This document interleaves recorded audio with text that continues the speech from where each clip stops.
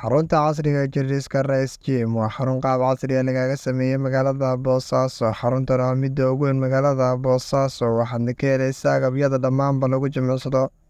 Waxayna xaruntan casriga ah ka kooban tahay gym, sports iyo meeshii lagu dalxiisayay. Waxaana halkan kugu diyaara macallimiin ku takhasusta arrimaha jidhka. Waxaana waraysi la yeelanay qaar ka mid ah macaamiisha Rice Gym, waxaana ka hadlay Dr. Salwa.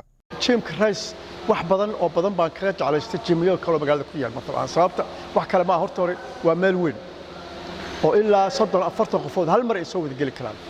Gymka waxaan kale ka helay inta bir la isticmaalo, haday ta kor u qaadis, haday ta jimicsiga, haday ta kii lugaha, haday ta kii dhabarka, haday si kasto haddaba bulshada ha mogaalina inaad hore u gaadhaan Rice Gym.